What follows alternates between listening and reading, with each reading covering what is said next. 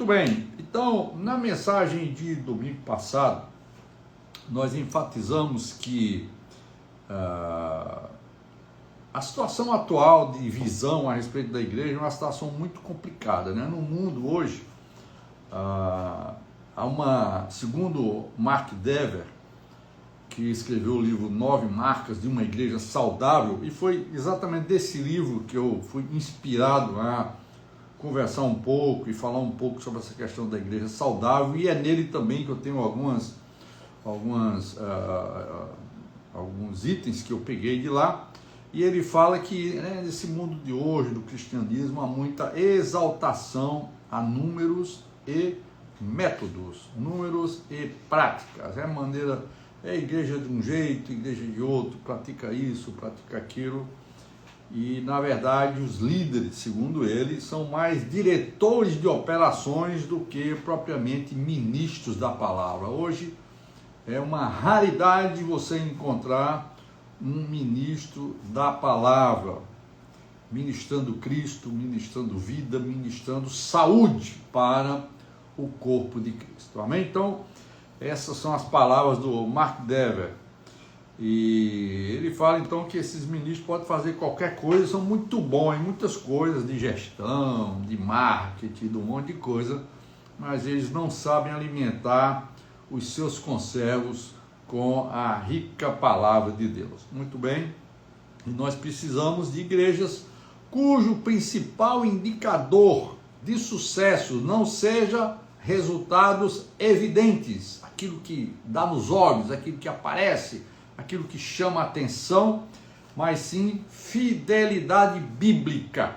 Nós precisamos de igrejas cujo indicador de sucesso seja a fidelidade bíblica, e para isso nós precisamos de perseverança, porque esse crescimento não é visível a olho nu.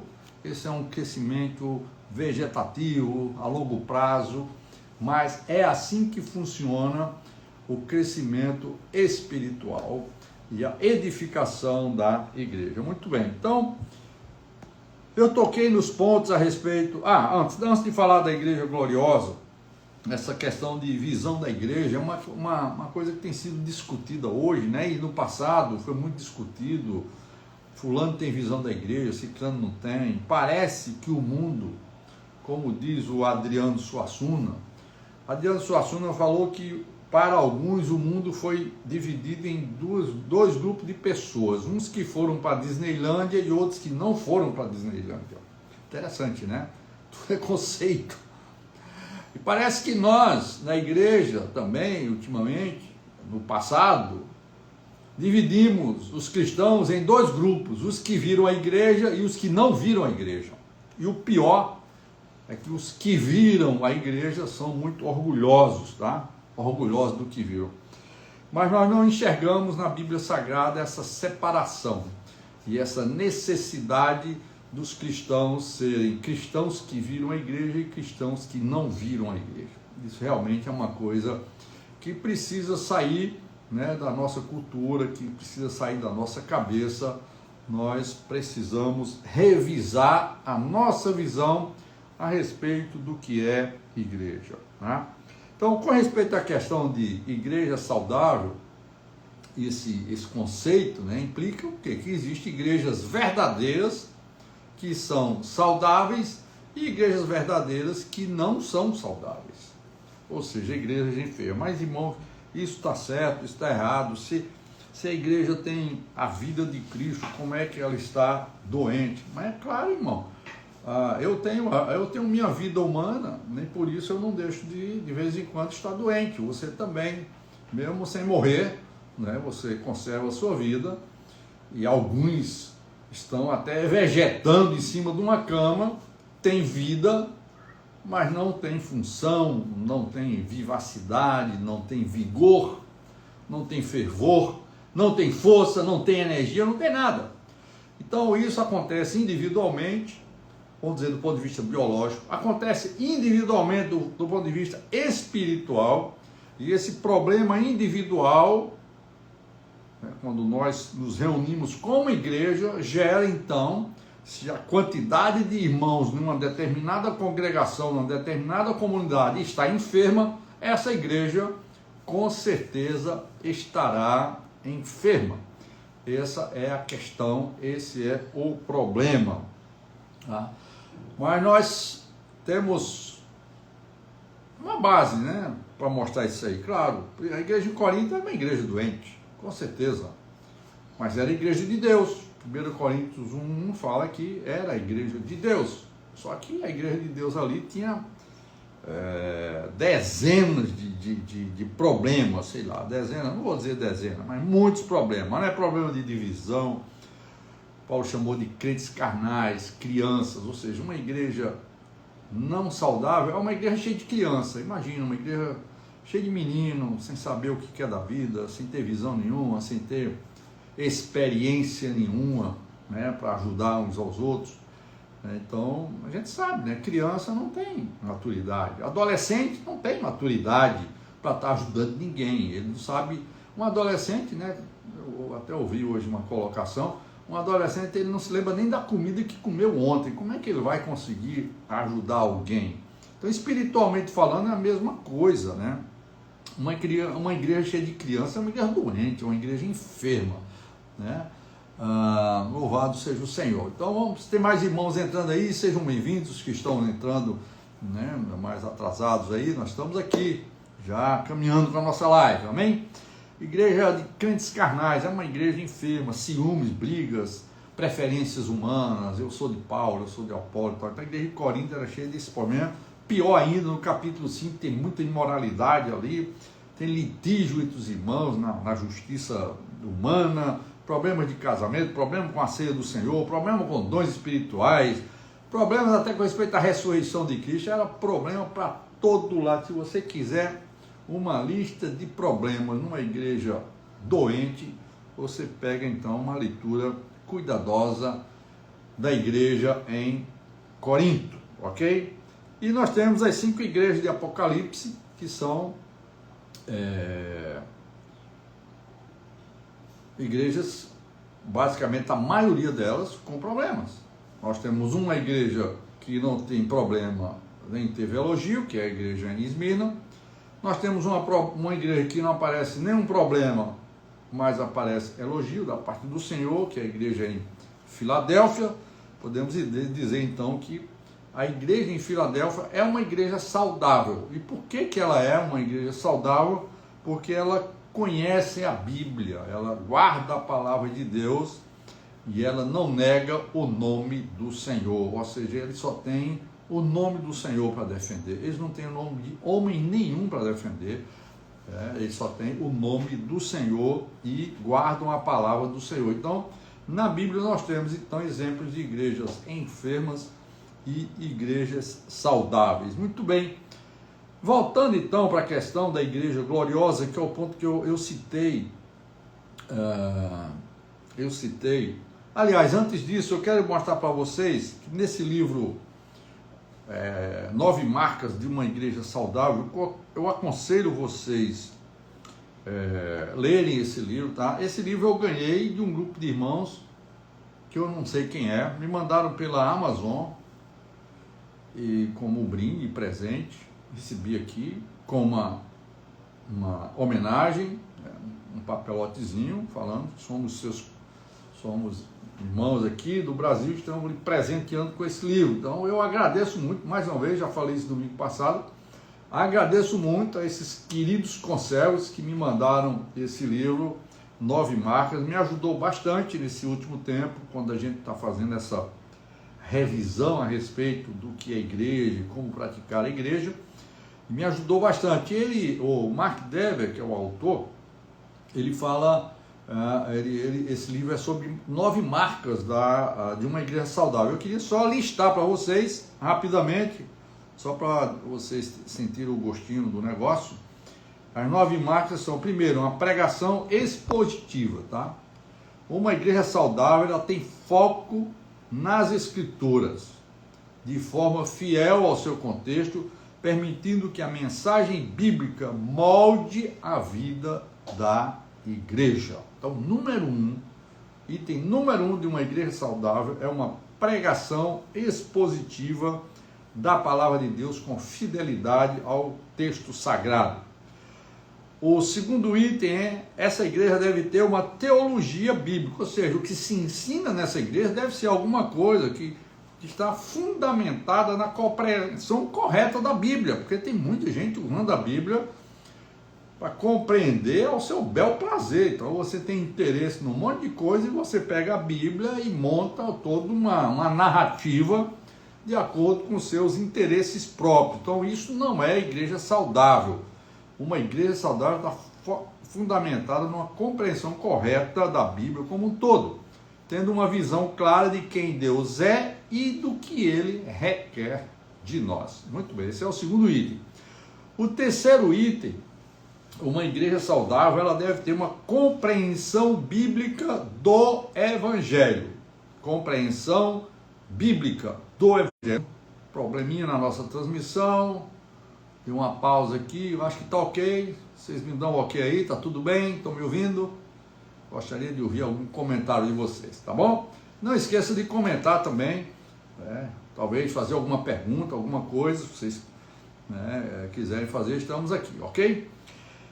Uma igreja bíblica, ela deve ter uma igreja saudável, ela tem uma compreensão bíblica do Evangelho. O Evangelho deve ser central, tá? Enfatizando a necessidade da morte e ressurreição de Cristo para a salvação. Ou seja, igrejas que pregam o Evangelho da prosperidade ou qualquer outro tipo de coisa, ela não é uma igreja saudável.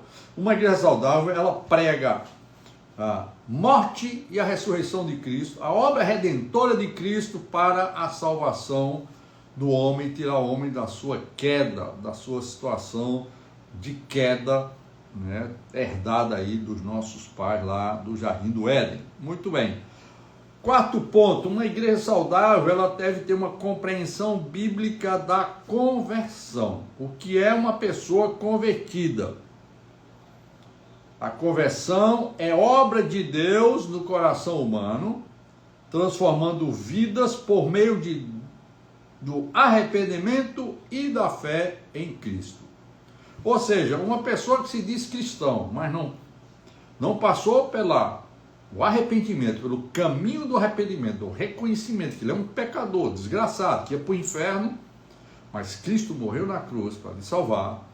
Se ele não tem essa compreensão e essa fé em Cristo e na obra redentora de Cristo, então se uma igreja não prega isso, se qualquer pessoa pode ser considerado um membro dessa igreja, com certeza isso não é uma igreja saudável.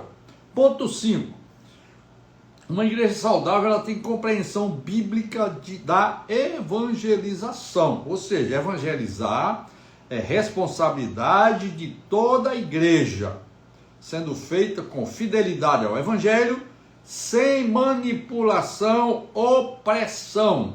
Ou seja, o Evangelho deve ser o nosso viver. O Evangelho deve ser o nosso estilo de vida. O Evangelho, está até mais na frente aqui na questão da igreja gloriosa, era para expressar a vida de Cristo. Uma igreja gloriosa é uma igreja que expressa a vida de Cristo. E ela expressa a vida de Cristo através da expressão da vida de Cristo nos membros do corpo de Cristo. Então isso é uma questão de viver o Evangelho. Então essa é a visão do que é evangelização, tá? Não é nenhum outro tipo de coisa. Número 6, compreensão bíblica da membresia da igreja. Uma palavra bem interessante aí. A membresia deve ser significativa, composta por crentes genuínos que se comprometem com a vida e o ministério da igreja. Membros que se comprometem com a vida e o ministério da igreja onde ele está inserido. Ponto número 7, de uma igreja saudável, ela deve ter uma compreensão de discipulado e crescimento espiritual. Ela prioriza o crescimento espiritual contínuo, ou seja, a tal da melhoria contínua, discipulando seus membros para amadurecerem na fé. Crescimento espiritual. Ou seja, uma igreja saudável, ela luta por isso, ela promove isso, ela leva os crentes ao discipulado, ao aprendizado né, das coisas que o Senhor deixou para nós. Número 8, compreensão bíblica da liderança na igreja. Quem é que é líder na igreja? Quem tem autoridade na igreja? A liderança na igreja deve ser plural, ou seja, dos presbíteros, composta por homens piedosos que cuidem do rebanho com integridade e serviço. Preste bem atenção. A autoridade na igreja humana, recebida de Deus, é exercida através dos presbíteros. Em uma comunidade cristã, qualquer influência externa é antibíblica. Qualquer pressão externa, qualquer autoridade externa à comunidade é uma igreja enferma. É uma igreja enferma, não é uma igreja saudável. Uma igreja saudável, revisando, ela é administrada, gerida e cuidada pelos presbíteros que pastoreiam o rebanho de Deus naquela comunidade. E, por último, o nono ponto, nona marca de uma igreja saudável, ela tem uma responsabilidade corporativa, ou seja, a congregação como um todo compartilha a responsabilidade de manter a pureza doutrinária e o crescimento espiritual da igreja, ou seja, esse senso de corpo, não apenas um senso de corpo, um senso corporativo, mas uma responsabilidade de manter essa pureza doutrinária e crescimento espiritual da igreja. Louvado seja o Senhor. Temos aqui o comentário do Fabrício. A gente sempre achou que o termo vida da igreja era um termo exclusivo, né, das nossas igrejas, mas cada vez vejo mais sempre sendo utilizado em livros de eclesiologia. É verdade, meu irmão. Esse termo vida da igreja tem sido muito colocado na literatura cristã de um modo geral. Não é um termo privativo daqueles que tinham a visão da igreja, ou seja, aquela outra turma, né, do outro lado do mundo. O mundo tem os que viram a igreja e os que não viram a igreja. Vamos acabar com isso, né?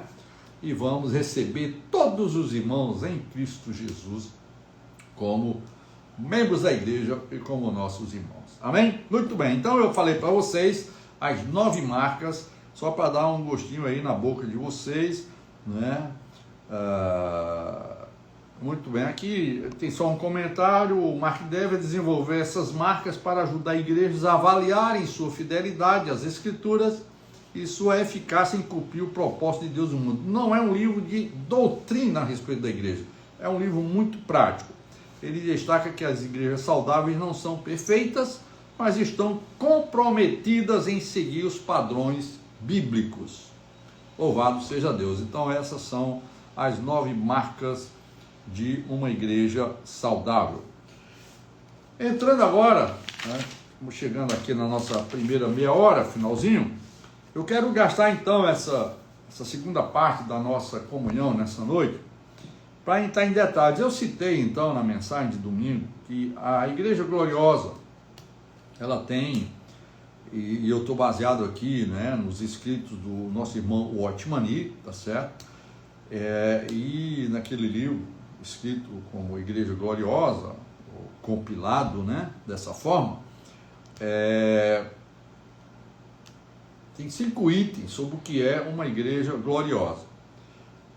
Antes de entrar nesses 5 itens, eu citei lá Romanos 8:29, que diz que Deus nos predestinou. Vamos ler aqui Romanos. Eu gostaria muito de ler, que isso aqui é muito importante, irmãos, muito importante. Romanos 8:29 diz o seguinte: Pois aqueles que Deus de antemão conheceu, Ele também predestinou para serem conformes à imagem de seu Filho, a fim de que ele seja o primogênito entre muitos irmãos. E aos que predestinou, a esses também chamou, e aos que chamou, a esses também justificou, e aos que justificou, a esses também glorificou. Então, a glorificação é o estágio final de um processo. Então, o que se passou na cabeça de Deus, no seu plano eterno, no seu propósito eterno? Deus quis criar um grupo de pessoas que sejam iguais ao seu Filho. Tá certo? Para serem conformes à imagem do seu Filho. O Deus triuno, Pai, Filho e Espírito, no Filho, ali nós temos a imagem de Deus. E o Filho depois se encarnou, se tornou homem nessa terra. Mas ele já era Filho de Deus na eternidade passada. E o Deus triuno planejou, e isso a nossa mente também não consegue muito bem chegar a fundo nessas questões, mas o que ele planejou foi ter muitos filhos à semelhança do Filho de Deus, da Trindade divina. Esse grupo de pessoas que Deus quer. E para isso ele preconheceu, ele predestinou, tá certo? E aí começou um processo. Houve o problema da queda, houve a criação do homem, a queda do homem, a redenção de Cristo, e por fim nós teremos a formação da igreja gloriosa. Então é aí onde se insere a questão da igreja gloriosa. Tá? Todo esse processo, criação, queda, redenção e formação de uma igreja gloriosa até se completar lá em Apocalipse 21 e 22. Então, a gente precisa conhecer bem esse Romanos 8, 29 para entender o que é que Deus queria. Deus queria, então, um grupo de pessoas que fossem a imagem do seu filho, cópia do seu filho, cópias do seu filho amado, aquele único a quem ele tinha prazer. Deus só tinha prazer no seu filho. E ainda hoje ele só tem prazer no seu filho. O prazer que ele vai ter em nós é o caráter do seu filho sendo trabalhado em nós. Então nós, em Cristo, somos agradáveis a Deus Pai.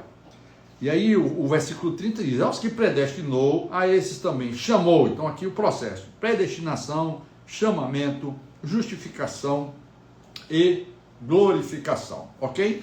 Então, voltando aqui então para a igreja gloriosa, tendo esse entendimento do que Deus quer, qual é o plano de Deus, o propósito eterno de Deus, a Bíblia cita, né, em Efésios, nós podemos ler aqui Efésios capítulo 5, vamos ler aqui Efésios 5, esse termo aparece aqui. Aparentemente, né, parece que Paulo está tratando de uma coisa bem humana, a questão a questão dos maridos, das mulheres, do casamento, né? Então ele fala primeiro aqui: maridos, que cada um de vocês ame sua esposa como também Cristo amou a igreja e se entregou por ela.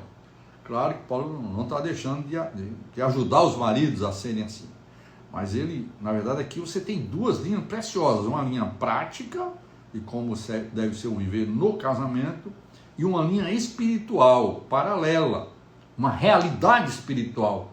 E essa realidade espiritual que existe entre Cristo e a igreja deve ser a nossa realidade prática no nosso casamento. Mas, deixando de lado, não é o nosso foco nessa noite, a realidade prática, vamos para a realidade espiritual.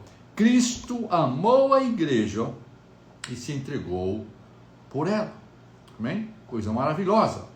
Essa é a visão que nós devemos ter da igreja. Não é uma visão medíocre, restrita, uma visão de localismo. A minha igreja, eu tenho a visão da igreja, por isso nós somos igreja, aqueles outros não viram a igreja. Vamos acabar com isso. Cristo amou a igreja e se entregou por ela, por todos nós, todos os que creram, todos os que foram predestinados e chamados, foram justificados na obra redentora de Cristo. Isso foi por amor, irmãos, muito amor. Cristo amou a igreja e se entregou por ela, para que a santificasse, tendo-a purificado por meio da lavagem de água pela palavra. Aqui a importância da lavagem do nosso ser, da nossa alma, da nossa natureza velha, natureza adâmica, pela palavra de Deus, para apresentar a si mesmo como igreja gloriosa, sem mancha, nem ruga, nem coisa semelhante, porém santa e sem defeito. A pergunta que eu fiz foi essa: existe essa igreja hoje? Seja sincero. Aos nossos olhos, existe essa igreja sem mancha, nem ruga, nem coisa semelhante, santa e sem defeito? Claro, irmãos, que não existe. Essa igreja gloriosa é uma meta de Deus. O que nós podemos ter hoje é uma amostra da igreja gloriosa. Mas não é um grupo. Um grupo tal que é, essa aqui representa a igreja. Não é um grupo. Um grupo físico, uma comunidade. Não é nada disso. Hoje Deus tem vencedores no meio da igreja. Deus tem um remanescente que se deixou ser trabalhado por Deus, que se deixou ser transformado por Deus, e aí, aos olhos de Deus, na visão de cima para baixo, na visão celestial, ele está enxergando nessa terra um grupo de pessoas que está a caminho da igreja gloriosa. Eles até representam essa igreja gloriosa, mas eles estão longe de ser a realidade definitiva, final, máxima da igreja gloriosa. Você entende? Então, qual deve ser a meta nossa? O que deve ser o que rege o nosso coração, o nosso ser? Eu quero fazer parte desse grupo de pessoas. Esse grupo de pessoas que Deus possa olhar e falar: poxa, esse aqui vai dar certo. Esse aqui está indo bem. Esse aqui está no caminho. Vamos chegar lá. Porque, claro, se você não toma esse caminho, se você não tem essa consciência, se você não tem uma vida consagrada, se você não está nem aí para o Evangelho, se você não está nem aí para a vida de Deus, se você não está nem aí para a sua vida pecaminosa, você peca aqui, peca acolá, parece que não acontece nada com você, você está envolvido com o mundo, é um cristão verdadeiro, foi chamado, foi predestinado, chamado, mas está nessa situação. Claro que Deus não está em nada se agradando com isso, tá? E com certeza essa pessoa é meio não representa a igreja gloriosa, não representa a igreja gloriosa. Eu creio que vocês estão entendendo o que eu quero falar, né? Então, Cristo está preparando a sua igreja gloriosa, tá? E nessa preparação, irmãos, um dos 5 itens importantes da igreja gloriosa é que ela é cristocêntrica, tá? Cristo está no centro, tá? Usando essa palavra técnica, ela é cristocêntrica. Cristo é tudo na igreja. Nós não precisamos de nada além de Cristo. Por isso Paulo olhou para Cristo, Paulo viu Cristo em Atos 26. Paulo teve uma visão extraordinária, uma luz mais clara do que a luz do meio-dia, do sol do meio-dia, clareou e Paulo viu Cristo. A visão celestial de Atos 26, ali eu acho que no versículo 28, ele falou para o rei Agripa: eu não fui desobediente à visão celestial. O principal item dessa visão celestial é Cristo. Claro que Cristo mostrou para ele: olha, as coisas têm que caminharem aqui na terra através do meu corpo. Você precisa ir a Damasco, você precisa contactar um irmão chamado Ananias, e ele vai procurar você para introduzir você no meu corpo. Então a igreja, né, ela é, por um lado, o corpo de Cristo, né, nessa terra.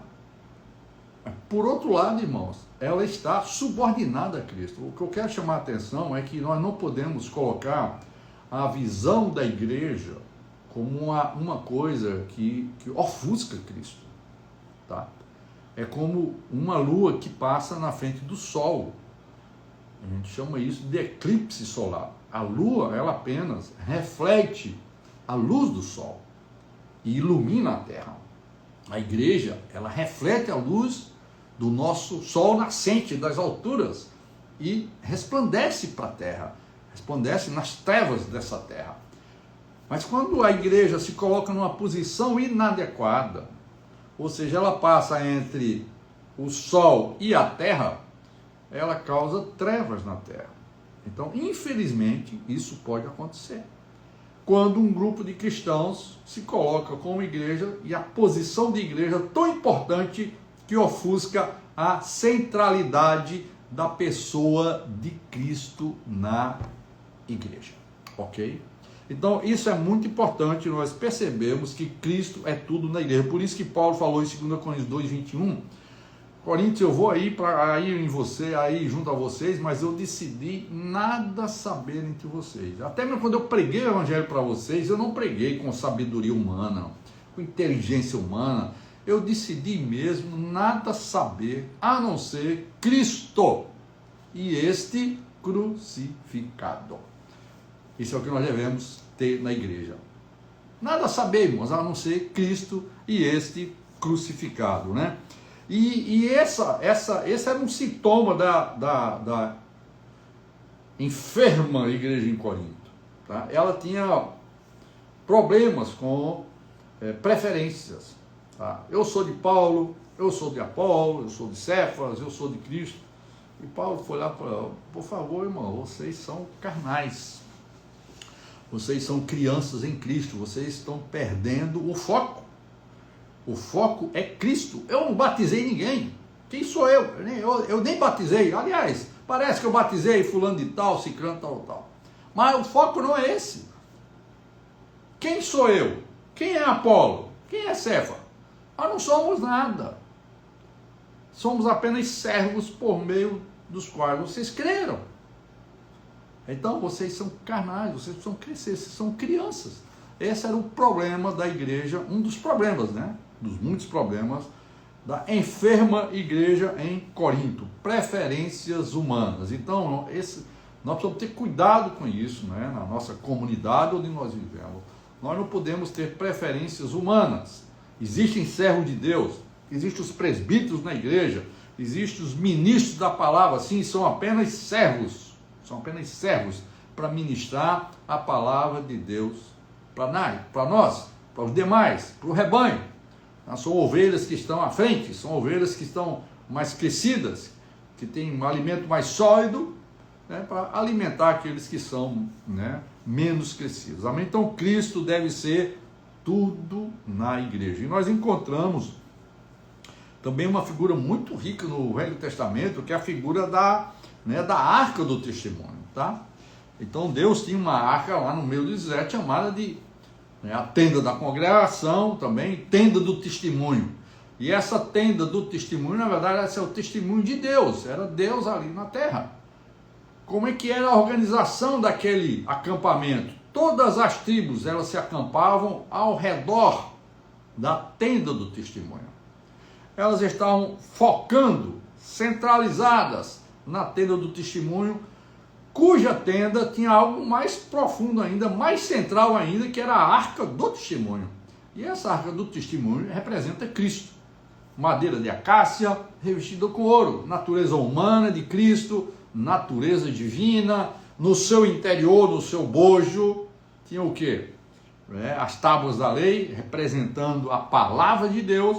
Nós tínhamos o maná escondido, mostrando que esse Cristo é o nosso pão vivo que desceu do céu, e nós tínhamos também a vara de Arão, mostrando que Cristo tem a vida de ressurreição, ele venceu a morte, ele tem a vida de ressurreição, ele tem o poder da ressurreição, único poder, única vida que pode fazer de nós o seu testemunho nessa terra. Aonde estava o centro então do arraial de Israel? O centro do arraial de Israel não era Moisés, não era Arão. Arão, coitado, inventou até um tal de um bezerro de ouro. Né? O pobre do Moisés, atarefado, estressado, até tocou na rocha 2 vezes, falhou, tá certo? Vou lá, uma mulher cozida e tudo mais. Os homens falham. Por isso, o nosso foco, o nosso centro não pode estar em Moisés, não pode estar em Arão, não pode estar em homem nenhum. O nosso centro, uma igreja saudável, tem o centro em Cristo, assim como o arraial de Israel focava para Cristo. Até mesmo os inimigos que podiam vir por trás, eles não estavam nem aí. Não estavam nem aí, não estavam preocupados com os inimigos, eles estavam olhando para Cristo. Amém, meus amados? Então é muito importante. Isso envolve, então, o encabeçamento de Cristo na igreja através do Espírito Santo. É assim que funcionou na igreja de Antioquia. Podemos dizer que a igreja de Antioquia era uma igreja que estava centrada em Cristo, que tinha a autoridade do Espírito Santo. E quando eles oraram, quando eles jejuaram, quando eles serviram de coração ao Senhor, disse o Espírito Santo: separai-me agora Paulo e Barnabé. Então a obra na igreja, o serviço na igreja vem através da autoridade do Espírito Santo. Meus queridos irmãos, uma igreja que não tem Cristo através do Espírito como centro é uma igreja enferma, está fadada a morrer de inanição, ok? Muito bem, esse foi o primeiro ponto e creio que o mais principal aqui na questão da igreja gloriosa. Uma igreja gloriosa, ou a caminho da glória, ela precisa de que haja um processo de transformação entre os membros. Nós precisamos estar sempre num processo de transformação, tá? A nossa vida não pode estar estanque. Isso nós podemos ver que tudo começa com regeneração. Ontem mesmo aqui em casa, né, tem um rebuliço danado, né? Tem uma cadelinha aqui, shih tzu do meu filho aqui, vizinho, e deu a luz aí a três cachorrinhos ali. Então foi uma festa aqui ontem, um espetáculo, minhas netas, e todo mundo em cima ali, esse é o meu, aquele é o teu, isso e aquilo. E a gente viu, inclusive, né, foi filmado aquele nascedouro ali, aquela coisa saindo, tão informe, tão suja até, muita sujeira e tal. Mas hoje, 24 horas depois, esses pequenos seres já estão tão diferentes. Eles nasceram e agora eles já estão num processo de transformação. Quem sabe daqui a 2, 3, 4, 5 meses nós teremos nossos lindos cachorrinhos aqui, nossos pets, ok? Tudo começa com regeneração e a partir da regeneração o processo de transformação e de crescimento. Por isso que Paulo fala, vocês são crianças, vocês precisam crescer. Então uma igreja saudável, ela luta pelo processo de crescimento, né, dos irmãos. Isso tem a ver com a cruz de Cristo. A cruz é o sal que nos preserva da contaminação, da putrefação. O nosso ego, ele é inchado, ele é doentio, ele chama a atenção, ele vive o tempo todo chamando a sua atenção, a minha atenção, porque ele está doente, ele está inchado. O nosso ego, naturalmente, ele é doente, ele precisa da cruz. O sal no Velho Testamento é a cruz no Novo Testamento. O sal era o sal da aliança, a cruz de Cristo é a cruz da nova aliança. Nós precisamos de cruz, irmãos, para termos uma igreja saudável. O meu ego, o seu ego estão doentes. Quando o seu dedo do pé está doente, você não consegue caminhar. Por quê? Porque ele chama a atenção o tempo todo. Um membro doente, ele vive chamando a atenção do corpo. Não é verdade? Se você dá uma topada lá com o dedo do pé, todo o corpo, ele chama a atenção. Isso significa o quê? Um membro doente chama a atenção o tempo todo. Assim é o nosso ego, irmão. Nós precisamos estar conscientes disso, nós precisamos tratar isso. Nós precisamos de cruz. As enfermidades na igreja, na sua igreja local, na sua comunidade onde você está, elas existem porque o seu ego está doente. Nós precisamos de cruz, nós precisamos muito de transformação, irmãos. Por isso Paulo fala em Romanos 12, 1 e 2, né? Nós devemos apresentar nossos corpos a Deus como um sacrifício vivo, né? Santo e agradável, que é o nosso serviço racional. E não vos conformeis com este século, mas transformai-vos pela renovação da nossa mente. Transformai-vos pela renovação da mente. Precisamos de transformação. 1 Coríntios 3,18. Todos nós, com o rosto desvendado, contemplando e refletindo a glória do Senhor, estamos sendo transformados à sua própria imagem, tá? Ou seja, a imagem gloriosa do Senhor vai ser formada na igreja gloriosa, que depende de mim, depende de você, através de uma contemplação do Cristo glorioso. Que coisa maravilhosa! Quanto tempo você contempla Cristo a cada dia? Qual é o nosso tempo, irmão, de contemplação desse Cristo? Aquele momento que nós paramos para, na presença do Senhor, nos aquietar. Principalmente ouvir o que o Senhor tem para nós. E a palavra santa, e a Sagrada Escritura, ler, orar e ler a palavra, orar em cima da palavra. Senhor, o que o Senhor quer falar para mim? Irmão, nós precisamos contemplar o Cristo glorificado. Ao contemplar o Cristo glorificado, nós vamos sendo levados pouco a pouco a ser uma igreja gloriosa. Filipenses 3:21, vamos ler esse versículo, Filipenses, muito bom esse versículo, 3:21, fala o seguinte, o 20, pois a nossa pátria está nos céus, de onde também aguardamos o Salvador, o Senhor Jesus Cristo, o qual transformará o nosso corpo de humilhação para ser igual ao corpo da sua glória, segundo a eficácia do poder que ele tem de até subordinar a si todas as coisas. O que está dizendo aqui? Hoje nós estamos num processo de glorificação. A nossa alma está sendo transformada, precisamos de transformação. O nosso ser está sendo transformado até o dia que o nosso corpo será também transformado igual ao corpo da sua glória. Então nós teremos aí a igreja gloriosa. Esse é o processo, irmãos. Nós precisamos urgentemente nos conscientizar, irmãos, da necessidade de crescimento espiritual. Cruz. Lucas fala, cada dia tome a sua cruz e siga. Mas cada dia, não é um evento só. Não foi um marco na sua vida. Não foi o dia que você se converteu. Cada dia nós precisamos tomar a nossa cruz e seguir o Senhor, que é o centro, né, da igreja gloriosa. Número 3, a igreja gloriosa, ela expressa a vida de Cristo. A igreja gloriosa, ela expressa a vida de Cristo. Ou seja, a vida de Cristo traz para um membro do corpo de Cristo o próprio caráter de Cristo. O caráter santo, o caráter justo, o caráter bondoso, o caráter compassivo. O Cristo glorioso, ao ser contemplado por nós, nós o incorporamos, ele se torna, o meu caráter se torna o caráter de Cristo.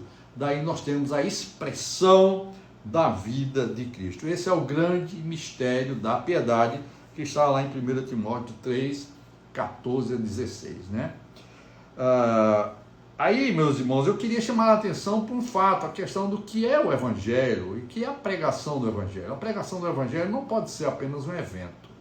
A pregação do Evangelho não pode ser, se basear apenas numa campanha evangelística, uma reunião evangelística. A pregação do Evangelho deve ser dia a dia com o nosso viver. Nós precisamos expressar a vida de Cristo no nosso viver. É simples assim.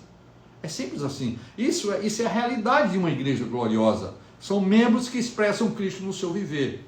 Você é empresário? Expresse Cristo como patrão. Você é um funcionário?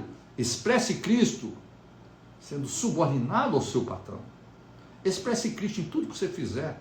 Na faculdade, nos colegas, onde você vai, na sua vizinhança. Poxa, irmãos, não é possível.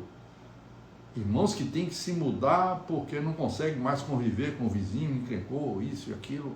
Lamentável, isso é uma tragédia para a igreja, tá? Isso está de longe fora da realidade de uma igreja gloriosa. Então, nós precisamos viver a realidade do Evangelho. A minha pessoa precisa ser o Evangelho ao vivo, ok? O Evangelho ao vivo. O Evangelho ao vivo sou eu, aonde eu estiver. Esse é o ponto 3. Vamos para o ponto 4, para a gente ir dando, quase acabando aqui o nosso tempo. Um ponto muito importante, uma igreja gloriosa tem o aspecto da unidade espiritual. E aqui nós temos que ir para Efésios, capítulo 5, né? Aliás, Efésios capítulo 4, o versículo 3, fazendo tudo para preservar a unidade do Espírito no vínculo da paz. A unidade no corpo de Cristo. A unidade na igreja gloriosa é a unidade espiritual e nós precisamos fazer de tudo para preservar essa unidade, porque há somente um corpo, um só Espírito, como também uma só esperança para a qual fomos chamados. Há um só Senhor, uma só fé, um só batismo. Esses são os 7 uns, né, que nós devemos preservar. Um só Deus e Pai de todos, o qual é sobre todos, age por meio de todos e está em todos. Simples assim, essa é a nossa unidade. A igreja gloriosa, ela tem a unidade do Espírito. Ela não precisa ser uniformizada. Todas as igrejas iguais, fazendo a mesma coisa. Isso, irmão, é fantoche, tá?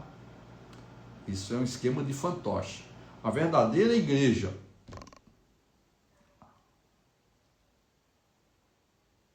Amém? Louvado seja o Senhor. Parece que faltou energia aqui na minha casa. Eu estou agora no escuro, não sei se vocês estão me vendo, o meu celular está ligado. Ó Senhor Jesus, eu fui falar de unidade, faltou energia aqui, ficou tudo em treva. Realmente o inimigo de Deus não gosta, né, de unidade. Voltou aí, está tudo bem? Estão me vendo de novo? Ó Senhor Jesus, tivemos alguns segundos de trevas aqui.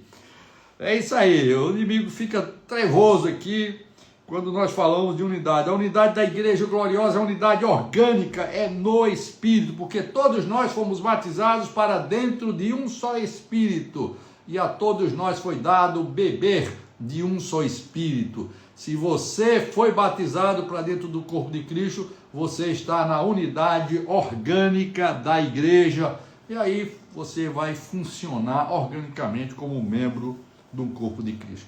Amém? Só para concluir, nosso tempo está acabando. Essa igreja gloriosa, por fim, todo mundo já sabe como é que é o desfecho desse filme, está ali em Apocalipse, capítulo 21. Estou tudo por aqui, estou aqui tentando voltar, eu acho que voltou agora. Voltou aí? Amém? Estou ao vivo de novo ou não? Ó Senhor Jesus. Ó Senhor Jesus. Amém? Voltou? Amém? Senhor Jesus. Realmente o nosso Wi-Fi aqui está com problema. Estou tentando agora via 4G. Acho que dá para a gente terminar a nossa live, né? Então eu estava falando que a Igreja Gloriosa está aqui em Apocalipse 21.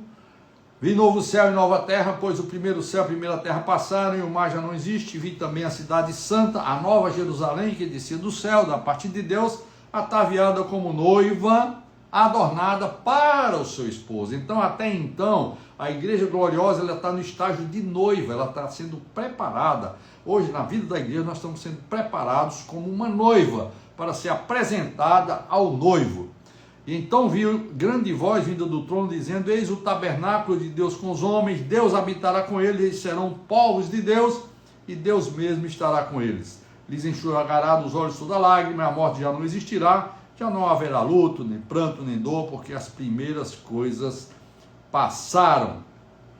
Então, indo agora para o versículo 9, então veio um dos 7 anjos, que tem as 7 taças cheias dos últimos 7 flagelos, e falou comigo, dizendo: vem, mostrar-te-ei a noiva, a esposa do Cordeiro. E me transportou em espírito até uma grande e elevada montanha, e me mostrou a santa cidade, Jerusalém, que descia do céu, da parte de Deus, a qual tem a glória de Deus. Aleluia! Finalmente, Deus agora tem a sua igreja gloriosa, que passa então do estágio de noiva para esposa, ela passa do estágio de igreja gloriosa para a nova Jerusalém, cheia da glória de Deus. Que maravilha, né, meus irmãos? Ó Senhor Jesus, o irmão falou aqui, está uma beleza, graças ao Senhor. Amém? Louvado seja o Senhor. Então nós estamos encerrando aqui nossa live, meus queridos irmãos, agradecendo muito a vocês, a audiência de vocês, o fato de vocês estarem conosco, estaremos aqui na próxima quarta-feira, se o Senhor permitir, para continuar nessa comunhão maravilhosa, desfrutando da palavra de Deus pura, palavra saudável, as sãs palavras que edificam uma igreja saudável. Que você, na sua localidade, seja um membro saudável, que você seja uma pessoa que tome a cruz de Cristo, o sal que salga tudo e que dá saúde para todo mundo. Que sejamos tais pessoas, tais membros do corpo de Cristo, tais membros dessa igreja gloriosa, né? A irmã está perguntando se vai ficar gravado. Com certeza, irmã, vai ficar gravado, vocês podem ver depois essa live. E vamos aí, vamos avançando, irmãos, vamos crescer, vamos renovar nossa visão a respeito de o que é uma igreja saudável, que é uma igreja gloriosa. Deus abençoe a todos, louvado seja o Senhor. Eu queria só fazer uma oração por você, para a gente se despedir nessa noite. Amado Senhor, muito obrigado por essa noite, por termos o privilégio, Senhor, de ter a Tua palavra em nossas mãos, as sãs palavras de Deus, nas Suas escrituras sagradas, e que podem ser compartilhadas conosco, Senhor, desfrutada por todos nós, como uma coisa, Senhor, que traz saúde para o Teu corpo, como um elemento vital para o Teu corpo. Obrigado, Senhor, pela Tua palavra, obrigado pela cruz do Senhor, também que nos salga, que traz saúde para todos nós. Senhor, queremos absorver essa palavra, essa comunhão, para que nós possamos ser membros saudáveis, Senhor, promovendo então uma igreja saudável aonde nós estivermos. Abençoa cada irmão que esteve aqui, cada um que vai ver ainda essa live, né, posteriormente, todos sejam abençoados, Senhor, com a sua vida de ressurreição, com a vida que floresceu, a vara de Arão, essa vida floresça em todos nós, possamos ser membros saudáveis, produzindo uma igreja saudável. Louvado seja o Senhor. Amém, meus irmãos, muito obrigado, até quarta-feira, se Deus permitir. Jesus é o Senhor.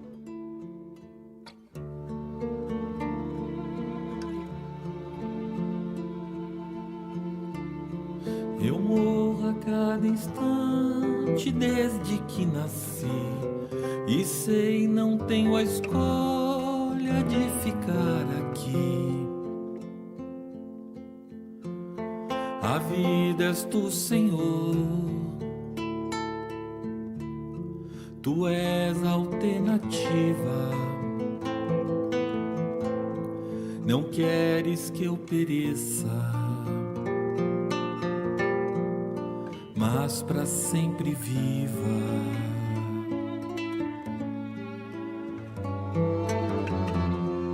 Assim me apronto, ó Deus, pra derradeira hora em que, vencido o tempo, eu for daqui embora.